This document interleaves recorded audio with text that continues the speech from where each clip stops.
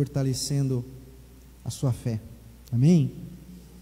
Oro para que o Senhor nos dê a sua palavra, para que o Senhor fale. E quando eu digo isso, eu digo no sentido de que apesar de mim, apesar do meu pecado, apesar da minha pessoa, o Espírito fale com você. O Espírito ministra ao seu coração, o Espírito fale, edificando a sua vida. Que assim seja, em nome de Jesus.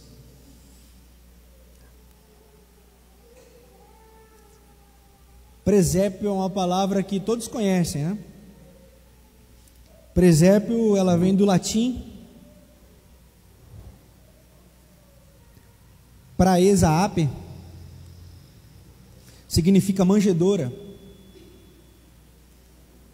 E o primeiro presépio montado teve seu autor São Francisco de Assis, na Itália. Ele viu uma caverna, uma gruta, e ele teve a ideia de explicar de maneira mais lúdica aos pobres sobre o nascimento de Jesus.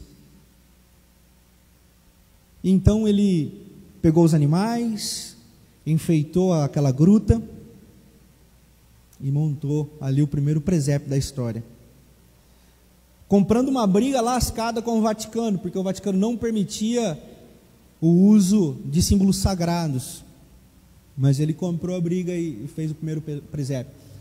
O primeiro presépio no Brasil foi montado pelo padre José Anchieta. E o presépio entrou dentro da nossa cultura, principalmente através dos cristãos católicos. A linha protestante gosta mais de montar árvore de Natal do que presépio. Os cristãos protestantes têm um certo problema com o presépio. E tudo aquilo que nós vemos no presépio é uma alusão a um fato histórico, que é o nascimento de Jesus. O menino nasceu. Então nós vamos lembrar esse fato. Porém, não só o presépio, mas também a história cristã católica e também a história cristã protestante foi influenciada por um documento chamado Proto-Evangelho de Tiago. Pastor, que documento é esse? Era comum nos primeiros séculos as pessoas terem acesso à história de Jesus e escreverem cartas. E nessas cartas eles não assinavam o próprio nome, mas colocavam nomes dos apóstolos. E uma dessas cartas, que na história e dentro da teologia ficou conhecida como Proto-Evangelho de Tiago, e não tem nada a ver com o Tiago mesmo, o irmão de Jesus dos evangelhos, tem uma história narrada sobre Maria. E esse evangelho de Tiago, ou Proto-Evangelho de Tiago, influenciou a história católica apostólica romana. Porque nesse Proto-Evangelho está contido uma veneração de Maria, uma idolatria à personagem chamada Maria, e não só isso, mas um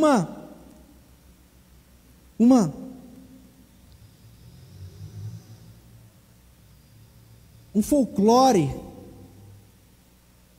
a respeito do nascimento de Jesus.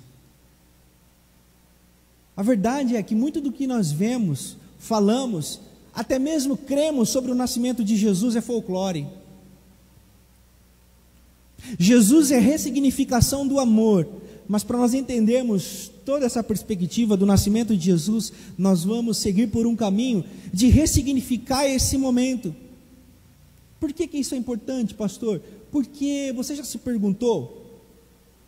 Todo ano nós fazemos as mesmas coisas. Sim ou não? Páscoa, nós falamos da morte e da ressurreição de Cristo. Aí no Natal, nós falamos do nascimento do Cristo. Aí tem cantata. aí tem coral, aí tem luzinha, aí tem árvore de Natal, aí tem ceia com aquele tio chato, aí tem tal, e todo ano a mesma coisa, e nós vamos repetindo a história, e foi assim que aconteceu, a história foi se repetindo, e hoje nós cremos em muitas coisas que não estão no Evangelho. Nós cremos baseados numa tradição que nos foi passada. Por isso que é muito importante nós conversarmos sobre o que nós estamos passando para os nossos filhos, o que nós estamos aprendendo como cristãos. Por quê? Porque as futuras gerações vão celebrar ano após ano a mesma data que nós estamos celebrando, mas se nós não ressignificarmos, se nós não meditarmos, se nós não colocarmos a luz do Evangelho sobre tudo que nós fazemos repetidamente ano após ano, nós vamos nos tornar o quê? Personagens de um presépio da vida. Nós vamos ser como os personagens do presépio, que vai lá, são colocados, daqui a pouco é tirado, é colocado, é tirado, só tem um simbolismo momentâneo, não encarnacionado, não revolucionário, não subversivo em relação à vida que se tem levado. Então nós vamos ressignificar, porque Natal é a ressignificação do amor, o nascimento de Jesus é a ressignificação do amor, e nós precisamos pensar nessas coisas. Eu quero convidar você, após essa breve introdução, a abrir comigo no livro de Isaías, no capítulo 9, no verso de número 6. Eu leio na versão NVI, vai ser projetado aqui para você que não trouxe sua Bíblia, diz assim, Isaías capítulo 9, verso 6, diz assim: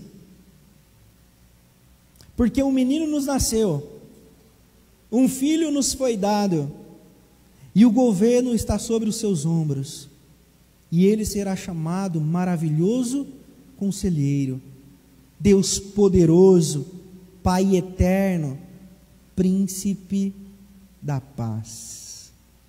Amém? A história que nós conhecemos, a história que eu e você conhecemos é: Jesus vai nascer, o anjo aparece a Maria, e o anjo aparece a Maria dizendo que ela vai engravidar, e ela vai engravidar por mediação do Espírito Santo, e mediante toda essa aprovação que Maria aceita o desafio, José compreende Maria. Nós vamos explicar isso também durante a nossa série, mas eu quero focar no recenseamento feito pelo governador do povo judeu. Então eles teriam que sair de Nazaré, subir para a cidade de Natal. Por que subir? Porque a cidade de Natal estava localizada em cima de uma cordilheira, a 700 metros de altura do nível do mar. Então Nazaré lá embaixo, Natal lá em cima. Natal, também conhecida como cidade de Davi. Natal, também conhecida como a casa do pão. Belém, foi mal, Natal é aqui, né? Belém, conhecida como a casa do pão. Belém, conhecida como a cidade de Davi, a cidade natal de Davi. Era aqui que eu queria chegar, saí bem, né? Era aqui que eu queria chegar. Então, Belém, a cidade natal de Davi, a casa do pão, era para onde José e Maria estavam indo. Dentro da nossa tradição, qual que é a parada? A parada é a seguinte: estamos indo todos nós no burrinho. José, vai nascer, José. Deu ruim, José. Aí sai José correndo atrás de uma parteira, deixa Maria sozinha, e José acha uma parteira, volta correndo. Quando volta, está lá Maria dentro de uma gruta, com o bebê enrolado no pano, um monte de anjo tocando sininho e cantando amém, e José, nasceu. Aí a parteira, nossa, nasceu o rei, vamos chamar. Aí um monte de vaca, animais em volta, a estrela brilhando lá em cima, E aí nós achamos que Maria sofreu sozinha, o parto foi miraculoso, o evento foi miraculoso, e tudo isso muito bonito, aleluia, glória a Deus, que nascimento maravilhoso. E se eu disser para você que isso está mais para filme de Hollywood do que para evangelho?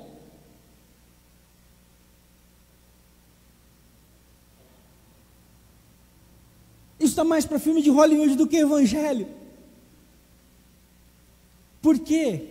Porque isso traz um sensacionalismo, isso traz uma perspectiva sobrenatural, e para vender, e para ganhar projeção, e para ganhar uma dimensão metafísica, nós espiritualizamos, a nossa história é assim, nós somos marcados por essas coisas. Não, é milagre, é milagre, é milagre, é sobrenatural, e nós vamos acreditando.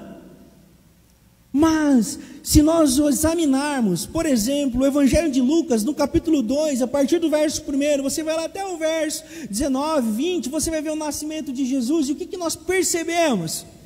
O que nós percebemos? Que José e Maria estão saindo de Nazaré, estão indo para a cidade de Davi. José, descendente de Davi, homem pobre, no campo de Belém, José não teria uma casa para ficar.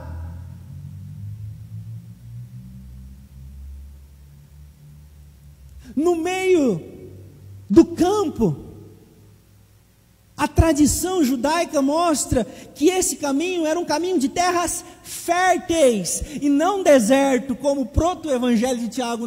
Era um lugar fértil, ou seja, onde os pastores trabalhavam, um lugar cheio de casas de camponeses, todos conhecedores da história de Davi e conhecedores de José e de Maria.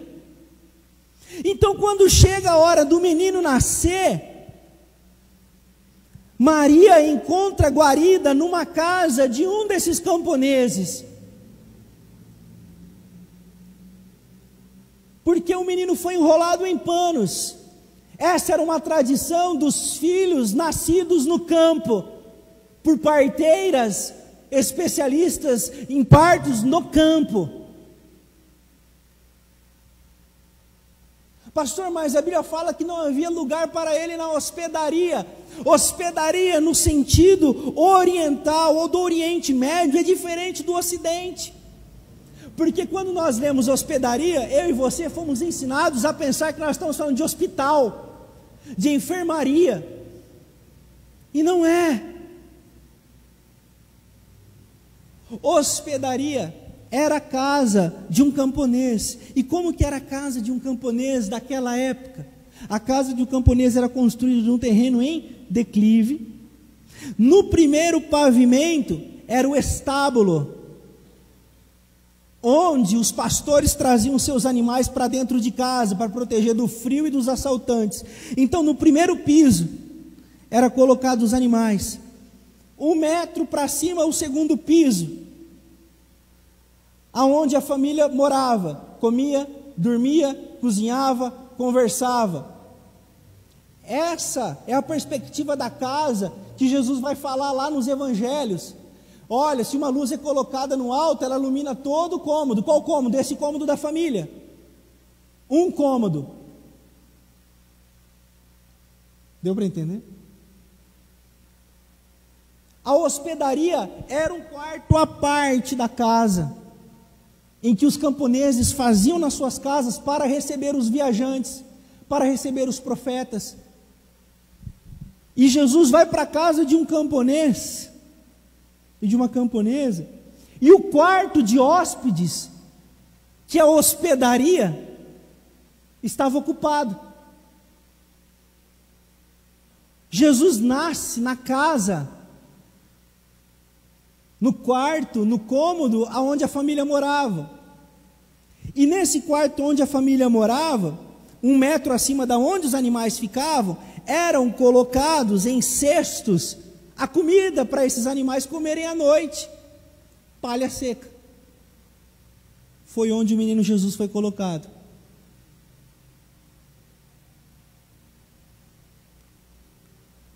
Então, não tem nada de miraculoso, não tem nada de Hollywood, não tem nada de milagre sobrenatural. O milagre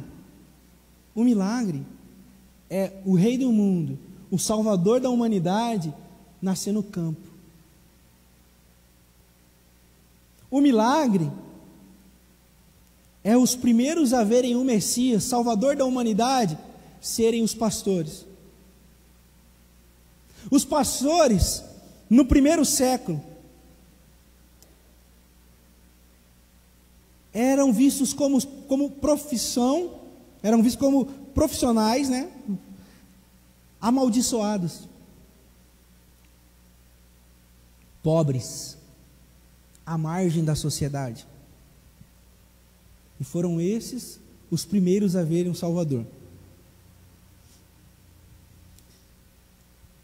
Ele nasceu numa casa simples, como um homem do campo.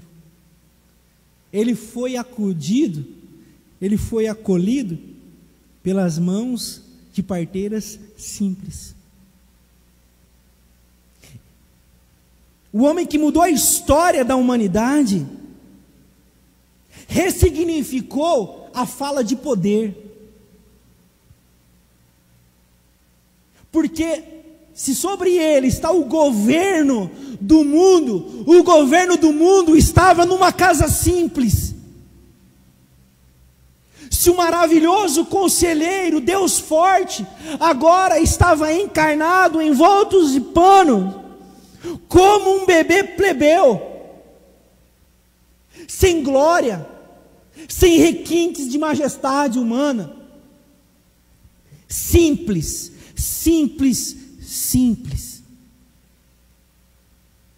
maravilhoso, tremendo, glorioso, simples.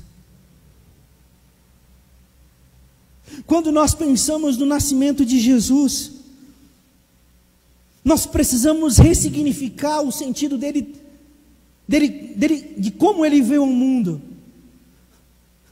Ele não veio ao mundo cheio de pompa, ele não veio ao mundo cheio de glórias, ele não veio ao mundo com badaladas de sinos, ele não veio ao mundo como se tudo tivesse parado na hora que ele nasceu. Não, ele veio ao mundo como uma pessoa simples do campo, amaldiçoado inclusive. Não é isso que narra o próprio livro de Isaías no capítulo 53? Ele se fez maldição por nós. Mas nós perdemos esse sentido. Por quê? Porque nós perdemos a simplicidade do Evangelho. Nós perdemos a simplicidade de um Deus que é pobre. Deus é pobre, meus irmãos. Vou repetir, Deus é pobre. Eu escuto muitas pessoas dizer: meu Deus é o Deus do ouro e da prata. Eu digo: Deus não tem ouro e prata. Deus não precisa, porque Deus é pobre.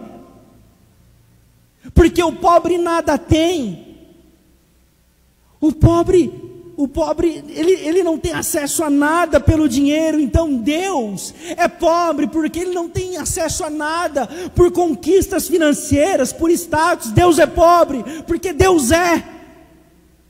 É isso que a nossa cabeça não consegue dimensionar, porque nós perdemos a significação da grandiosidade desse evento, da simplicidade, da essência do nascimento de Jesus, da pobreza de Deus. O que é pobreza de Deus? A pobreza de Deus é ir de encontro aos que nada têm, é ir de encontro àqueles que mais precisam, é ir de encontro àqueles que sabem que nada têm a oferecer.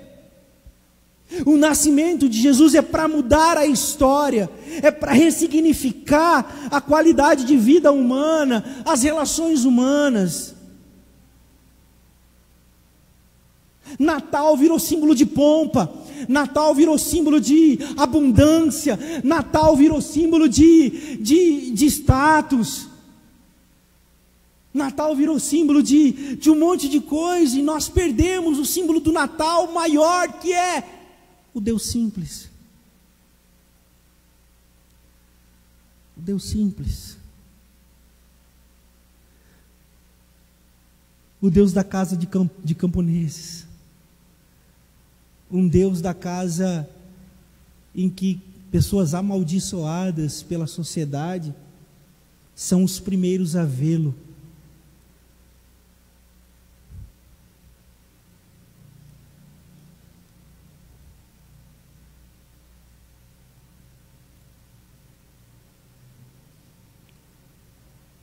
A nossa cabeça automaticamente, quando dizemos o menino nasceu, já nos remete à vitória, já nos remete a grandiosidades, já nos remete a sentimentos grandes. Mas nessa noite eu quero convidar você a dizer a frase: o menino nasceu, mas que o seu coração encontre a simplicidade desse evento. Saiamos dos mundos, das ficções do Evangelho, saiamos daquilo que produz venda, saiamos daquilo que produz resultados e encontremo-nos na simplicidade da vida e de uma mensagem. O menino nasceu a simplicidade, nasceu a humildade, nasceu um olhar diferente para os que nada têm, nada possuem, nada podem oferecer. Com isso,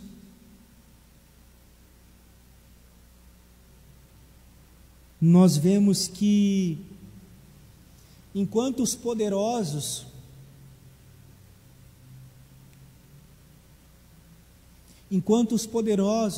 já procuravam armar para matar, porque depois do nascimento de Jesus, os evangelhos vai relatar que veio a ordem de Roma para que todos os primogênitos fossem mortos, né? Dos religiosos, quando Jesus começa a brotar o seu ministério, começam as tramas para matá-lo. No Evangelho nós vemos um Deus que é acolhido, abraçado e cuidado pelas mãos dos mais pobres. Porque os pobres, meus irmãos, eles sabem cuidar e amar.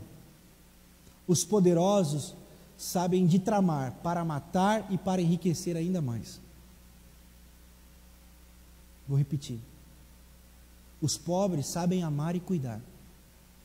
Os ricos e poderosos sabem de armar para ficarem ainda mais ricos e ainda mais poderosos.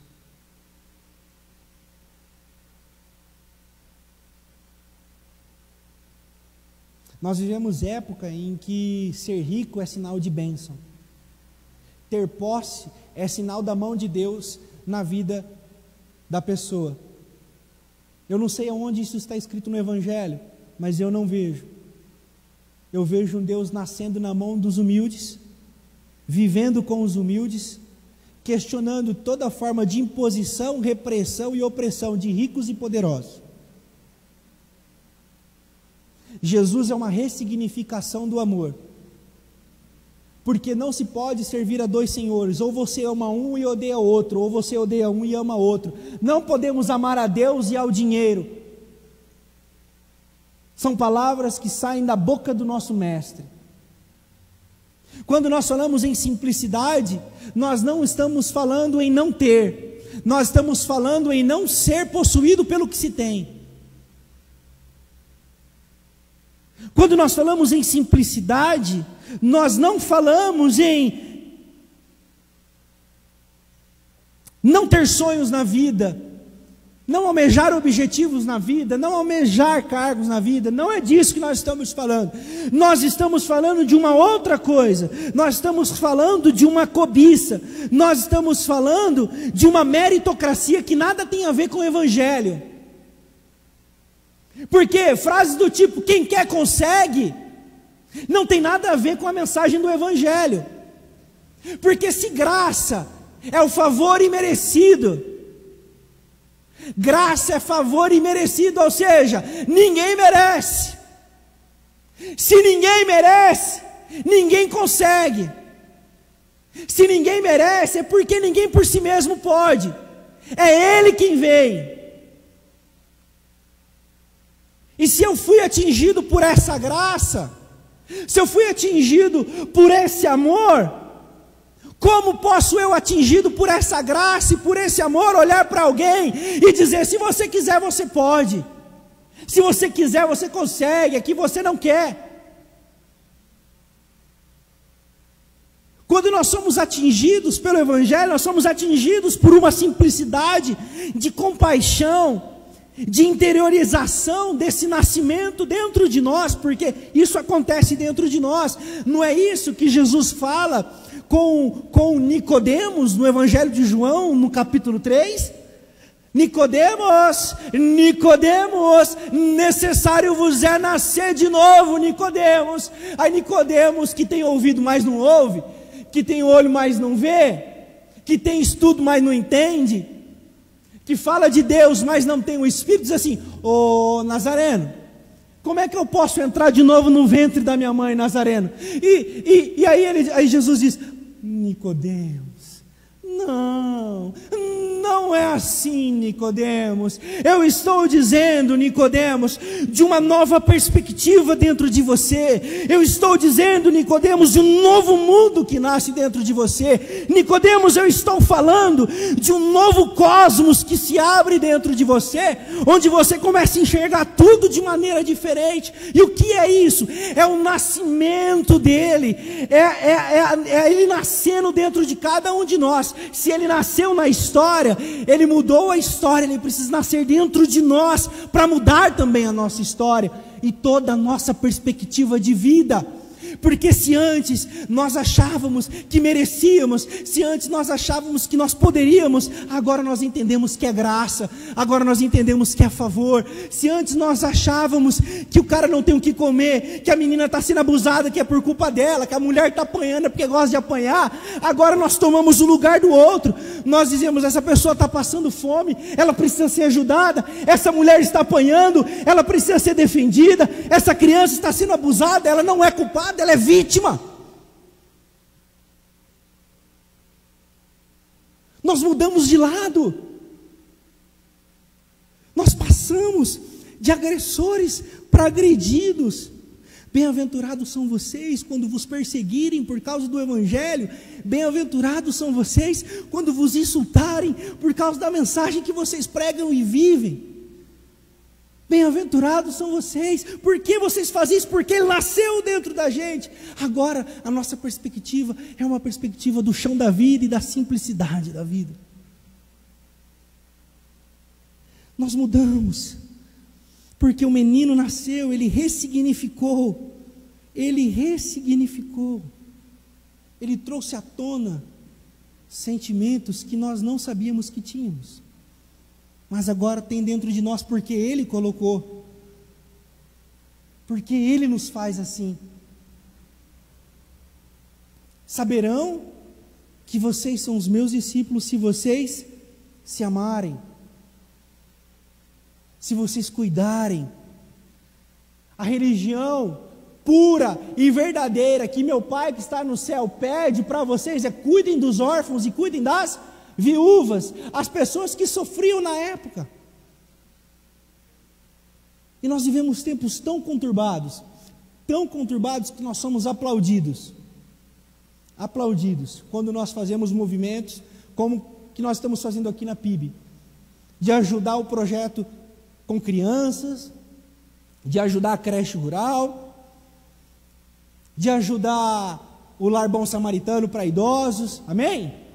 Amém, queridos? Amém? Agora, se nós perguntarmos assim, por que que essas crianças têm necessidade? Por que que esses idosos estão abandonados? Por que que as crianças na creche rural estão ficando sozinhas em casa? Pastor, aí você já está querendo mexer em coisa que você não tem que mexer. Pastor, aí o senhor está... Aí eu me recordo de uma frase dita por Dom Helder Câmara, até citei ontem para os jovens aqui. Quando dou pão ao faminto, me chamam de santo. Quando pergunto por que que eles estão com fome, me chamam de comunista.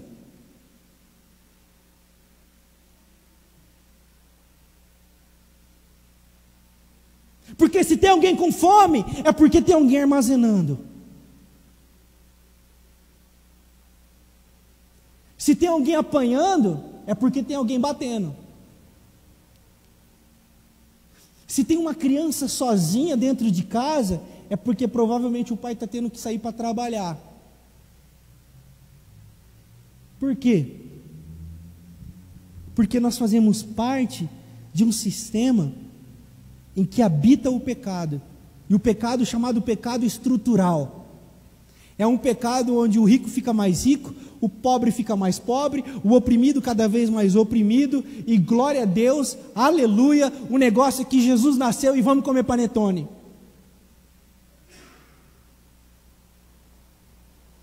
Quando Cristo nasce, Ele muda a nossa perspectiva. Agora nós já não nos conformamos mais. Agora nós já não só nos alegramos em doar as bolas, glória a Deus, pelas bolas, pelas caixas de bombons, mas nós também nos inconformamos do porquê aquelas crianças estão sem acesso aos brinquedos que os nossos filhos têm. Por quê? Porque o Cristo nasceu dentro de nós. Porque o Cristo nasceu e iluminou a nossa mente, para que cuidemos uns dos outros e dos que sofrem. Certa vez uma irmã me perguntou muito na boa sobre o jejum, e me ocorreu de citar para ela Isaías 58. Ela perguntou: pastor, vocês na primeira igreja batista fazem jejum? E era uma pergunta genuína, ela não queria me provocar nada, ela queria estar conhecendo a igreja. Eu falei assim: fazemos o jejum de Isaías 58, que diz: o jejum que eu quero de vocês é esse, senão cuidem dos órfãos, das viúvas, dos que sofrem, soltem todo o jugo de opressão, quebrem as correntes de opressão, olhem para os pobres. Esse é o jejum que eu quero de vocês. Porque até agora o que chegou para mim de culto religioso, de música religiosa de vocês, não passou de um fedor para mim.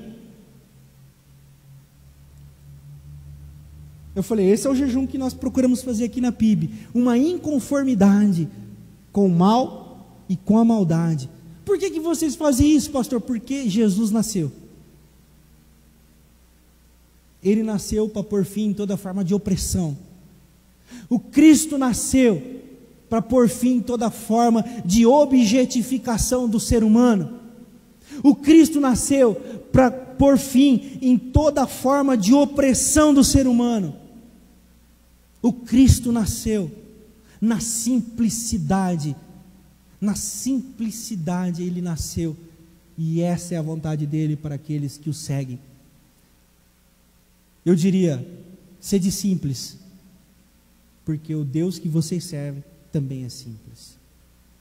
Amem as pessoas, porque o Deus que vocês servem ama as pessoas.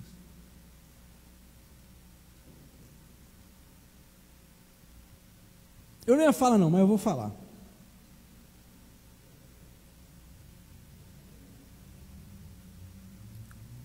Quantos viram a cachorra morta no Carrefour?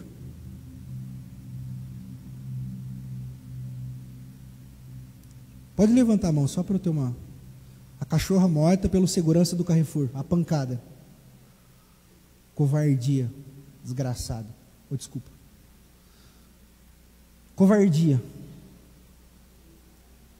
Absurdo. Quantos viram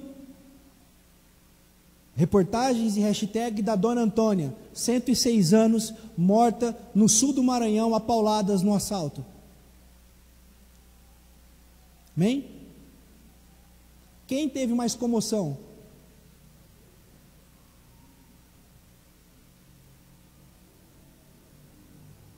Qual morte deu mais comoção nacional? Amados, preciso explicar. Toda forma de maltrato à natureza, à água, às matas, ao que é natural, é pecado, é forma de agressão a Deus. Então maltratar um animal é pecado, desagrada ao Senhor, é errado. Mas quando a morte de um animal nos comove mais do que a morte de uma senhora de 106 anos, o urubu está comendo alface e a gente não está percebendo. O que eu quero dizer? Que as lógicas estão invertidas e nós não estamos nos percebendo. Os nossos valores estão se perdendo e a gente está dando glória a Deus no culto domingo, cantando Aline Barros, como um farol que brilha à noite, como ponte sobre as águas, como abrigo no deserto, como flecha que acerta o alvo. Eu quero ser usado da maneira que te agrada, em qualquer hora e em qualquer lugar.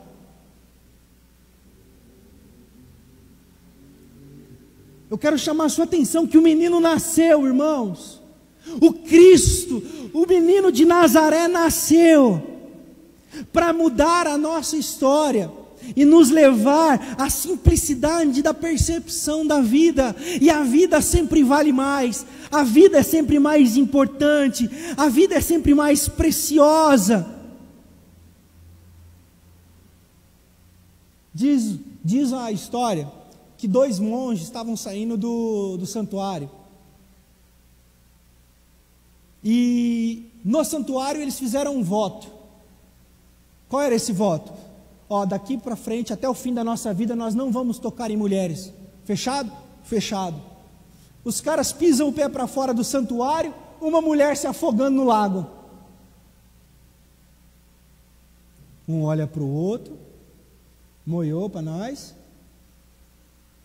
Um deles mete o louco, vai e pula dentro do lago, salva a mulher. E o outro só olhando. E na hora que ele salvou, ele falou assim: acabamos de fazer o voto aqui de não tocar em mulher. E você tocou. E agora? Ele falou assim: e agora? Um mês depois, eles andando pelo caminho, o cara ainda estava inconformado do outro ter tocado a mulher. E ele falou assim: rapaz, não sai da minha cabeça o dia que você salvou aquela mulher e que você tocou na mulher, e a gente tinha feito o voto de não tocar em mulher. Ele falou assim: então, cara, eu toquei aquele dia, você está trazendo ela há um mês. Eu toquei aquele dia, você está trazendo ela há um mês. O que eu quero dizer com isso? O que eu quero dizer com isso?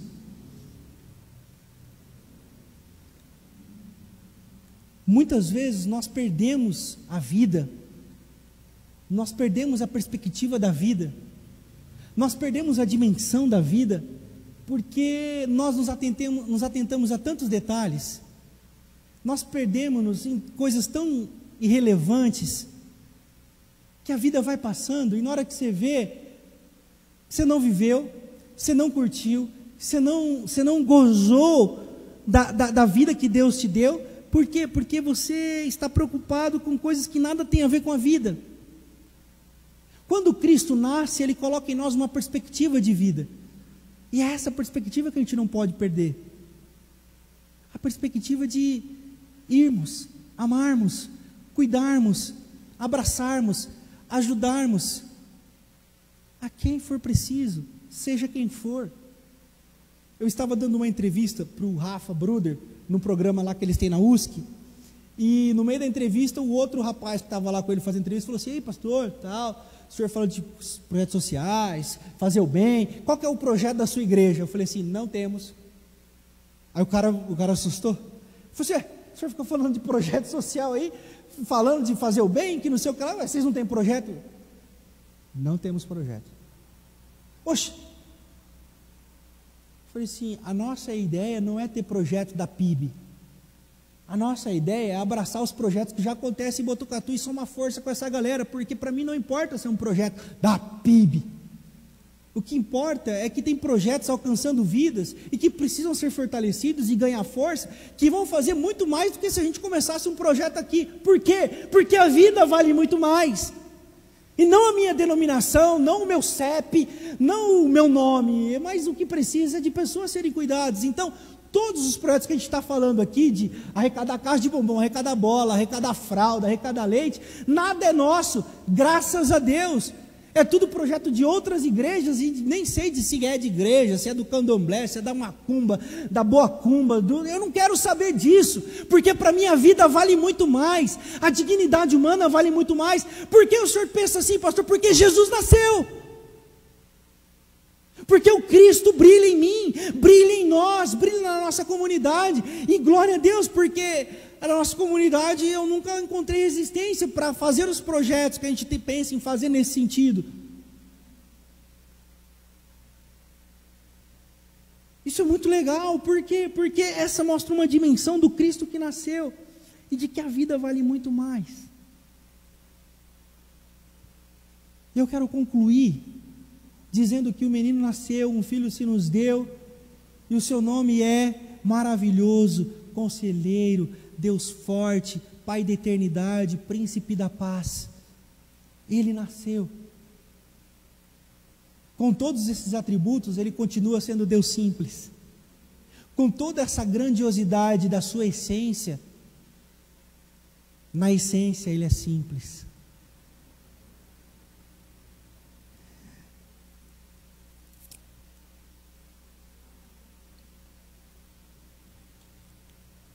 Rubem Alves. Acharam que eu não ia citar ele hoje, né? Rubem Alves.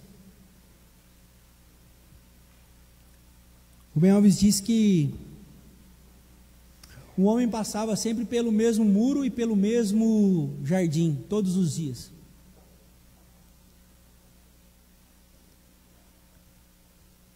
Mas quando ele foi tocado pela eternidade, ele percebeu que existiam flores lindas no jardim, e que o muro tinha desenhos maravilhosos. E a partir do momento que ele foi tocado pela eternidade, ele passava pelo jardim contemplando as flores, e trocava ideia com o muro, mas não no sentido louco, trocava ideia com o muro no sentido de, cara, que bacana esse muro, eu nunca tive. Essa é a mensagem do Evangelho, a simplicidade. Muitas vezes nós queremos ver Deus nos grandes milagres, nós queremos ver Deus no meio de uma gritaria, no meio de um frenesi emocional maluco, mas o menino nasceu numa simplicidade absoluta, no silêncio do campo,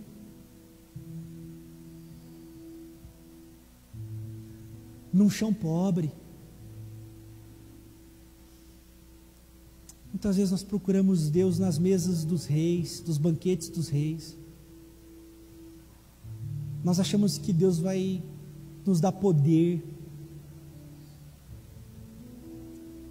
Nessa noite eu quero convidar você a perceber a simplicidade do menino, dos muros que você passa na sua semana e que você nunca percebeu, dos jardins que você cruza toda semana e não percebeu. Eu convido você a se deixar tocar pela eternidade essa noite, e se não foi tocado, clame ao Senhor: Jesus, nasce em mim para que eu perceba a simplicidade da vida, nasce em mim para que eu perceba o chão simples da vida,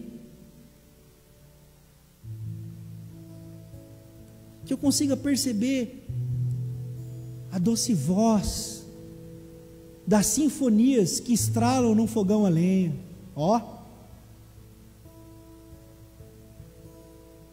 do ecoar dos pássaros,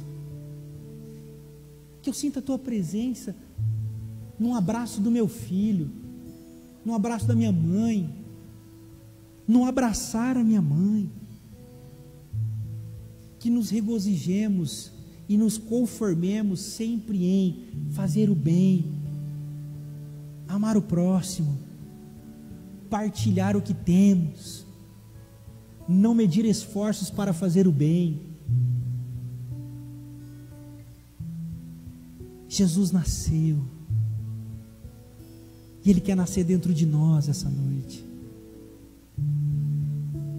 e nascer de novo, e amanhã nascer de novo, e depois da manhã nascer de novo, até o último dia.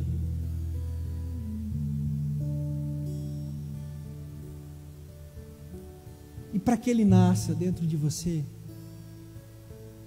não há regras, não há fórmulas. A Bíblia diz que um coração quebrantado e contrito, o Senhor não rejeita. Nós precisamos sentir as batidas do nosso coração pulsando para que Ele nasça. Que o nosso coração pulse ansiando o nascimento de Jesus dentro de nós. E toda vez que nós estamos diante da mesa, uma palavra me vem à mente: graça. A mesa é a manifestação da graça. A mesa é a manifestação da pluralidade. Negros, brancos, ricos, pobres, professores, alunos, jovens, adultos, idosos.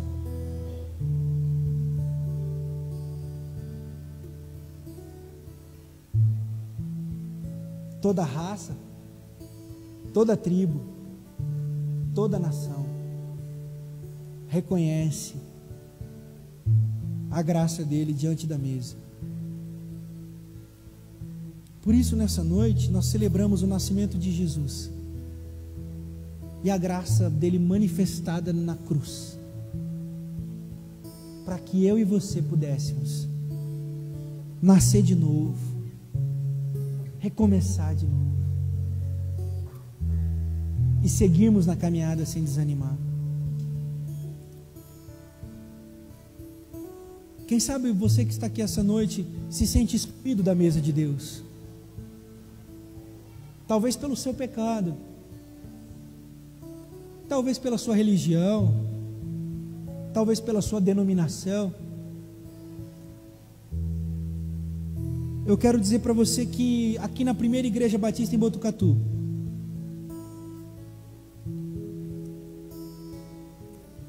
nós colocamos a mesa diante de Jesus, e diante de Jesus nós colocamos a igreja que é dele, não é minha, não é da PIB, é a igreja de Jesus, e nela há espaço para todo mundo. Por isso eu quero te convidar a reconhecer essa graça, a reconhecer esse sacrifício, e que nada te impeça de se assentar à mesa conosco e com Jesus, para comer do pão e beber do cálice, que simbolizam o corpo e o sangue de Jesus derramado. E que você ceie conosco, trazendo à memória esse sacrifício que te dá esperança. Que nada te impeça. Não são os seus débitos, não são os seus pecados, porque todos eles foram pagos na cruz. Que você também não se coloque com o coração altivo. Essa semana eu estou bem, não pequei, estou ficha limpa, sou cidadão do bem. Ninguém pode se apresentar assim diante da mesa, porque ninguém é justo, ninguém é merecedor, ninguém é bom.